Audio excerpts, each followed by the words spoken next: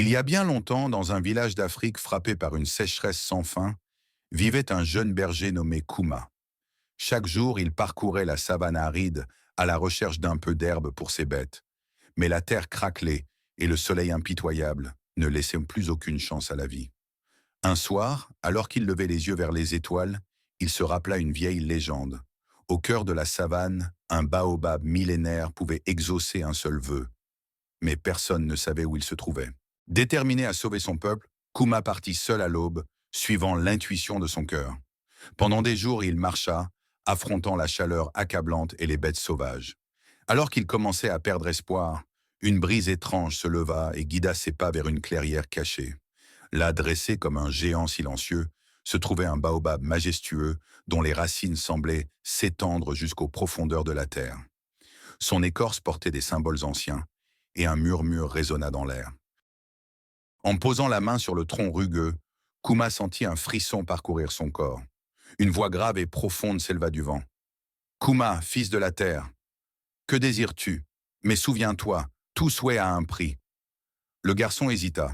Il aurait pu demander richesse et gloire, mais son cœur pensait à son village. Il prit une profonde inspiration et déclara « Je veux que mon peuple ne connaisse plus jamais la faim, ni la soif. » Le silence s'installa, puis le sol se mit à trembler doucement. Les feuilles du baobab frémirent, et l'air devint électrique.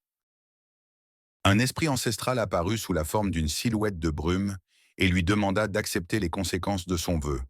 Sans peur, Kouma hocha la tête. Soudain, le ciel s'assombrit et des éclairs illuminèrent l'horizon. Un tonnerre assourdissant éclata, et la pluie se mit à tomber à torrents. Le sol sec se gorgea d'eau, les rivières se remplirent, et la vie reprit ses droits. Au loin, les villageois dansaient sous la pluie, criant de joie. Mais Kouma, lui, sentit ses forces l'abandonner. Un étrange éclat doré brillait dans ses yeux. Alors qu'il se regardait les mains, il comprit ce qui se passait. Son énergie vitale nourrissait la terre en échange de l'abondance. Ses jambes devinrent lourdes, son corps sembla se fondre dans l'écorce du baobab. Une dernière fois, il sourit, fier de son sacrifice. Le baobab murmura « Désormais, ton souffle nourrira la terre, et ton âme vivra en moi. » Lorsque la tempête s'apaisa, le village fut sauvé, mais Kouma avait disparu. À sa place, le baobab paraissait encore plus imposant, ses branches semblant veiller sur ceux qu'il aimait. Les années passèrent, et chaque soir au coin du feu, les anciens racontèrent l'histoire de Kouma aux enfants. On disait que lorsque le vent soufflait dans les branches du baobab sacré, c'était la voix du jeune berger qui chantait avec les esprits de la savane. Certains affirmaient même l'avoir vu dans leurs rêves, souriant sous l'arbre géant, veillant à jamais sur son peuple.